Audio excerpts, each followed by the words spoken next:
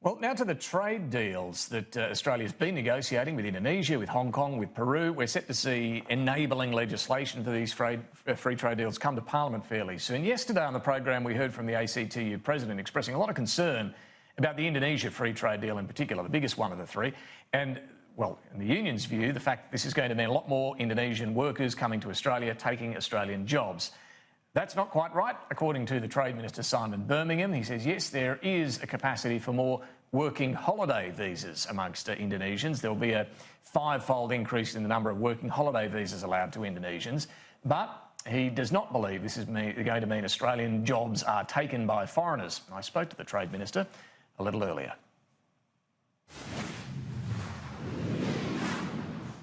Simon Birmingham, thanks very much for your time this afternoon.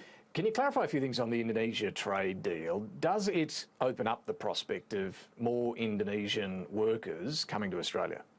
No, David, there's no new labour market testing waivers created under this agreement. The only area in which there's a bit of a lift is in terms of the number of working holiday makers. What's the lift there? So these are young people aged under 30 who come to Australia, like many people would be aware of, for decades in terms of young people who come and work for a year or so, travel around the country, spend their money. For Indonesia, a quota of 1,000 working holiday makers was created by the Rudd Labor government. Under this agreement, we're lifting that to 4,000 initially and extending it out to 5,000 over a period of time. That is quite an increase. When they come from a working holiday visa, is there any labour market testing there that makes sure an Australian isn't available for the job? Well, no, David, these are working holiday makers, just the same as young Australians expect to have the right to be able to go into other countries and be able to work in those countries while they travel around. We're providing those rights to young people to come here.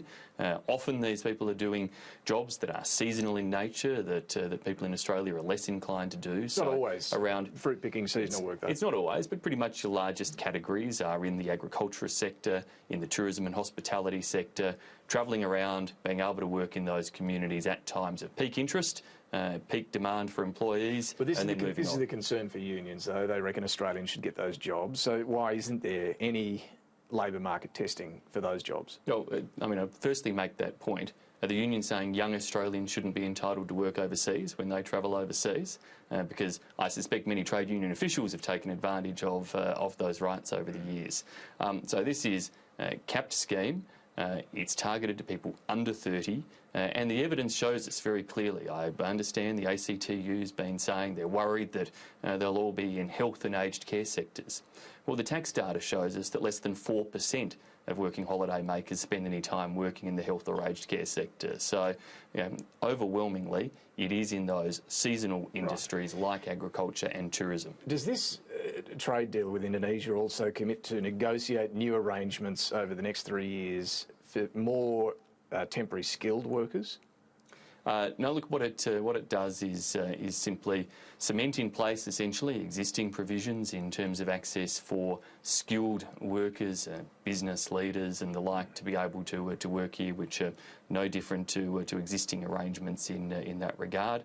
There's some very limited, small numbers in terms of the hundreds of some training places and opportunities created for, again, Indonesian students in relation to particular work access in Australia. So this union concern that there's a commitment to negotiate a new agreement in the next 3 years to bring in more temporary skilled workers from Indonesia, that's wrong?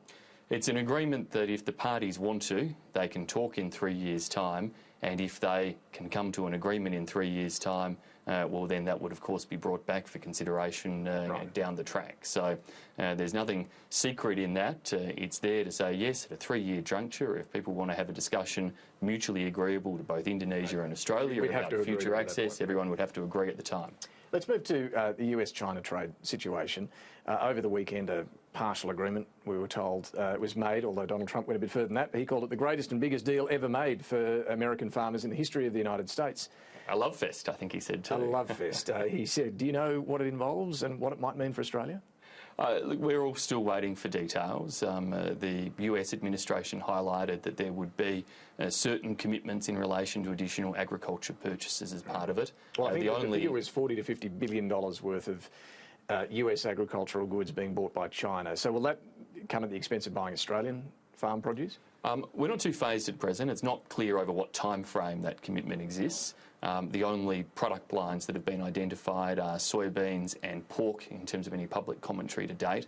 Neither of those are significant areas of Australian exports to China. So if that's where it's active, it's very low risk for Australia. We'll, of course, continue to monitor it. We've said very directly to the United States, as I have publicly before, that we hope this trade agreement, if struck, is consistent with World Trade Organisation standards. We back our farmers and our businesses to compete on fair terms with anybody else. So if the US negotiates tariff access into China that's comparable to what we have under the China-Australia Free Trade Agreement, well, then we'll compete on those terms and that would be a fair outcome. But managed trade outcomes might be something we'd have a greater concern about if they were to hit our industry sectors, but we don't see any evidence of that yet. We'll keep looking closely.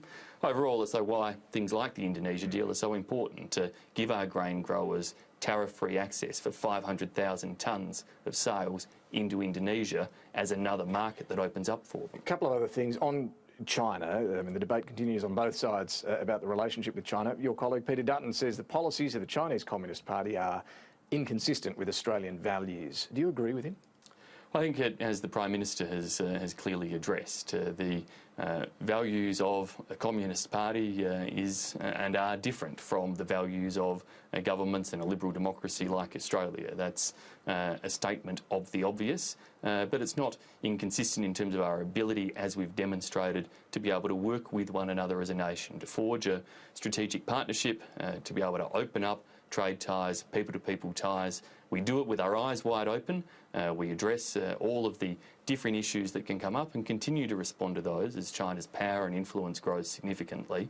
But engagement is crucial to make sure that we can continue to shape that direction of growth as best we can and make sure that Australia is well placed to continue to benefit from it. And still there seems to be a little bit of confusion as to whether Australia regards China as a developed economy or not.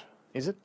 Well, China is clearly developed relative to where they were. If you look at them relative to the scale of most other economies in the world, yes, of course, they are. And our urging is that China, now having taken such huge development leaps along the way, is to engage in international fora commensurate with their size and scale. That means not seeking the type of concessions that would have been available in the past. Final one on climate change. Do you think we are facing a climate emergency? I think climate change is real and that action is more important than symbolism, and that's exactly what our government is getting on and doing. But are we facing a climate emergency? I think it is a very critical problem for the world.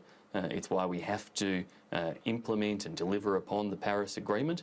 It's why I'm pleased to be part of a government that is going to exceed Australia's 2020 target for emissions reductions. Do you think we're facing a climate emergency?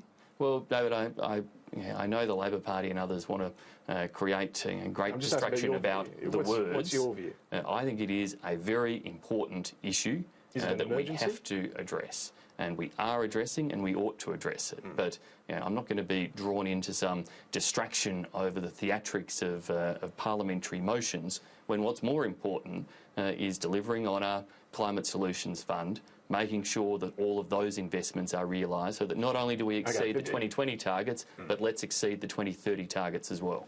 So it's not an emergency?